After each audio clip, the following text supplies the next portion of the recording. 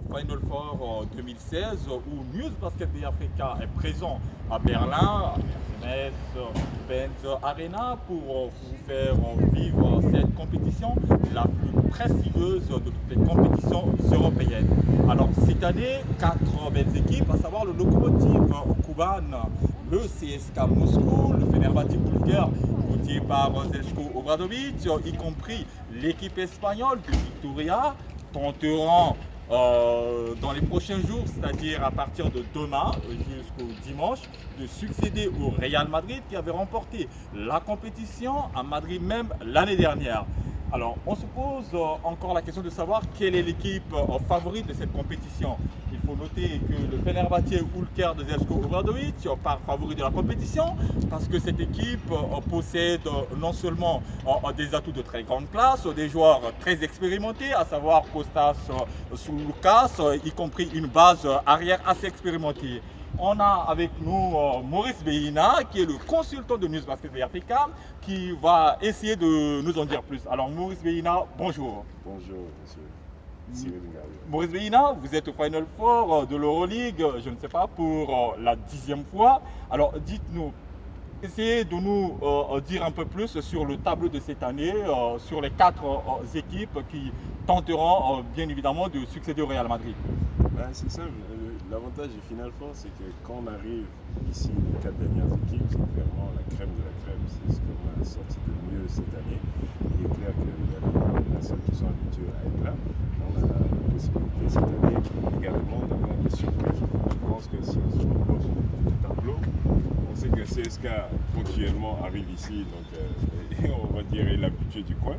Mais Fenerbahçe, par son coach, jouit d'un impact qui va être assez impressionnant. Mais comme on connaît tous les Final Four, on a toujours la surprise avec les deux nouveaux, le Lokomotiv et Labora, pour pouvoir créer la surprise. Car c'est clair que c'est comme un match Monday, c'est sur un match, donc celui qui est présent et comment on appelle ça, il répond au jour même, ça veut dire dès demain, peut très bien se positionner dans une place pour remporter ce trophée 2016. Alors quand on regarde sur le papier, la première demi-finale qui va opposer les deux clubs russes, à savoir le CSKA Moscou qui part normalement largement favori face au Lokomotiv Kuban qui participe pour la première fois à cette compétition. Penses-tu que le Lokomotiv peut bien être l'équipe là qui peut créer la surprise ici même au Mercedes-Benz Arena? Oui, ils peuvent créer la surprise ici face au CSKA, en sachant que le CSKA aura énormément de pression parce que ça fait plusieurs années qu'ils passent à côté. Mais bon, de l'autre côté aussi, il faut reconnaître que ça fait plusieurs années qu'ils viennent, donc ils commencent vraiment à savoir comment ça se passe ici, à répéter leur gamme. Donc, le Final Four, c'est aussi ça, c'est être présent souvent pour pouvoir vraiment appréhender le nouveau environnement, appréhender la foule, appréhender la pression, les sollicitations et autres. Donc je pense que le CSKA est vraiment plus que rodé. Et avec le MVP Nando chez eux, je pense que cette année, ils vont essayer à tout prix de passer ce premier match. Et donc c'est pour ça, même si on peut s'attendre à une surprise, je pense quand même que le CSKA ne vient pas cette année pour gâter. Alors, cette année, l'Afrique a la chance d'avoir un autre joueur africain, à savoir Ekpe Udo, le Nigérian qui évolue avec le Fenerbahçe Ulker. On connaît l'importance de Zeljko Obradovic qui a l'expérience de cette compétition. Selon vous, le Fenerbahçe est le favori de la compétition? Le Fenerbahçe, par l'aura et le palmarès de son coach, va offrir clairement une opposition de premier choix.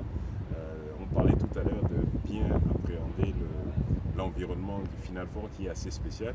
Je pense que Obradovic n'a pas besoin d'apprendre cela, il le connaît par cœur, il a préparé des joueurs, il a gagné des trophées. Donc ces joueurs seront prêts par rapport à cet événement. Je pense que lui-même arrive avec un esprit de revanche impressionnant à ce niveau-là. Et donc, je pense que Fenerbahçe pourra vraiment répondre à cela. Et comme Obradovic, dans les dernières victoires qu'il a eues, a toujours eu un joueur fétiche avec lui, un Africain. Avant, c'était notre compatriote Romain Sato, et maintenant, il a trouvé son favori ailleurs.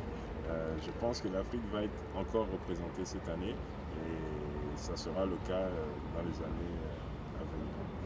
Alors, merci beaucoup, Meris Beina, pour vos analyses. Chers amis internautes, vous le savez maintenant, donc dès demain, il y aura lieu ici même, dans cette splendide salle de Mercedes-Benz Arena, les deux demi-finales, à savoir la première qui opposera les deux équipes russes, du CSKA Moscou à celle du Lokomotiv Kuban, et ensuite le Fenerbahçe Ülker qui a échoué face au Real Madrid l'année dernière en stade de demi-finale, tentera de passer un cap parce qu'il faut le dire, c'est pour la première fois, pardon, la seconde fois qu'un club turc se retrouve au Final Four. Donc on imagine très mal le coach légendaire serbe Željko Obradović passer à côté de cette opportunité. Mais rendez-vous même demain ici, demain dans la soirée, News Basket Bay Africa est sur place, toute l'équipe, pour essayer de vous plonger au cœur même de ce qui se fait de meilleur en Europe, à savoir le Final Four de l'Euroleague. Alors en direct de Berlin, Cyril Ngario de News Basket Bay Africa, merci beaucoup à vous et bonne soirée. Ciao, ciao.